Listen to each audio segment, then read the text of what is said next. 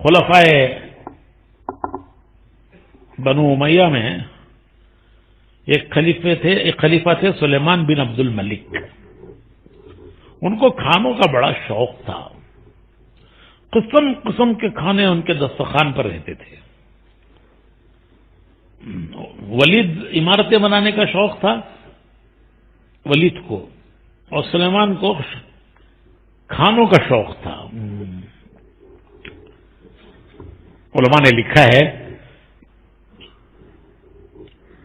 کہ جو بادشاہ کا مزاج ہوتا ہے وہ رعایا کا بن جاتا ہے، اس کو فالو کرتی ہے رعایا.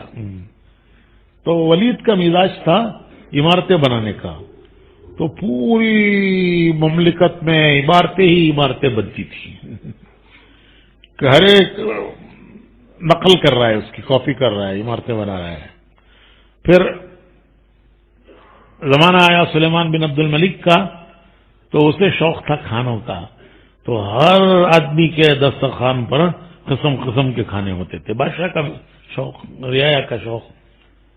تو انہوں نے لکھا ہے کہ اللہ درجے بلند کرے عمر بن عبدالعزیز رحمت اللہ علیہ کے، کہ انہوں نے مزاج بدل دیا، لوگوں کا مزاج بدل دیا. اور ان کے زمانے میں عبادات کا شوق بن گیا، پبلک کا عبادات، نمازیں پڑھنا، تلاوت کرنا، روزے رکھنا. یہ مزاج تو عمر بن عبدالعزیز رحمۃ اللہ علیہ کا تھا. تو سلیمان کے دسترخوان پر بہت کھانے ہوتے تھے. ارے کتنے کھانے کھائے گا آدمی؟ دو چک کے بھی پیٹ بھر جاتا ہے. تو حضرت عمر بن عبدالعزیز کو ایک مرتبہ خیال آیا کہ سلیمان کو سمجھانا چاہیے کہ تو نہیں کھا سکتا، اتنے کھانے کیوں پکاتا ہے. ہم کشمیر میں دعوتوں میں لوگ بلاتے تھے بھی کھانے کے لیے، تو شروع میں ہم نے دعوتیں قبول کی. اس کے بعد پھر ہم نے کہہ دیا بھائی ہم آپ تمہاری دعوت پہ نہیں آئیں گے. انہوں نے کہا کیوں؟ ہم نے کہا کہ تم اتنا پکاتے ہو جو کھا نہیں سکتے، کیوں ضائع کرتے ہو؟ اتنا پکاؤ جتنی ضرورت ہے. اور وہاں کا رواج ہے، ایک دو ولیمے کی دعوتوں میں ہم گئے تو رواج یہ ہے کہ وہ جو تھال ہوتا ہے بڑا، تھال میں کھاتے ہیں سب مل کے، چار پانچ آدمی. تو تھال میں وہ جو پکانے والا ہوتا ہے وازوان کہتے ہیں اسے ان کے یہاں، پکانے والا کھانا، وہی لا کے ڈالتا ہے، ڈالتا رہتا ہے، کوئی منع ہی نہیں کرتا. وہ خود ہی دیکھ، پھر وہ خود ہی ڈال کے چلا جاتا ہے. پھر وہ اگلا ڈش وہ آتا ہے، پھر وہ اگلا ڈش والا آتا ہے، پھر وہ اگلے ڈش والا آتا ہے. کوئی 15-20 ڈشیں. اس میں کا ایک 10واں حصہ بھی آدمی کھاتا نہیں. بھائی کیا کرتے ہو بھائی؟ بس وہ اس میں بیسن کیا، وہ ڈسٹ بن اس میں ڈال دیتے ہیں. ہائے ہائے کتنی بڑی نعمتوں کی ناقد بھی ہے.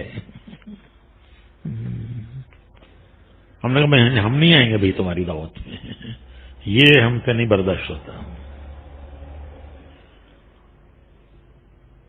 تو حضرت عمر بن عبدالعزیز نے سوچا کہ سلیمان کو سبق سکھانا چاہیے، کچھ سمجھانا چاہیے.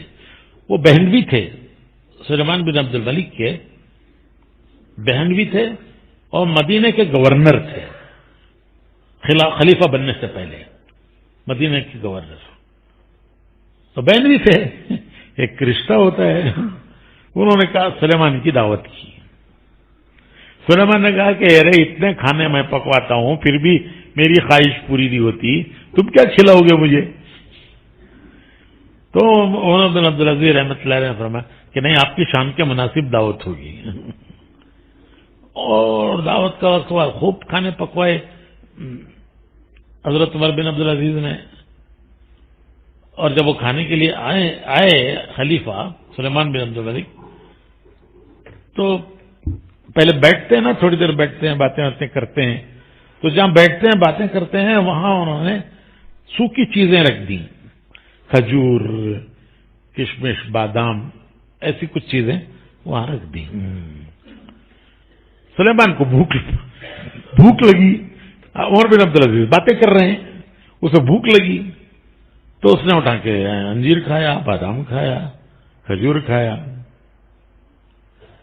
سلیمان بن عبد الملک نے، حضرت عمر بن عبدالعزیز نے جو انتظام کر رہے تھے ان سے کہا تھا کہ دیکھو جب تک میں خود آ کے کھانا نہ اٹھاؤں تب تک کھانا رکھنا نہیں، جب بھی آؤں یہ کہنا کہ حضور بس تیار ہے، بس ابھی آ رہا ہے، ابھی آ رہا ہے، لیکن لانا نہیں۔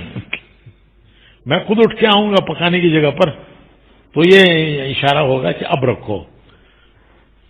تو وہ حضرت، اچھا پھر سلیمان کو بھوک لگی، اس نے وہ کھائیں کچھ چیزیں، پھر کہا کہ عمر کھانا کب آ رہا ہے؟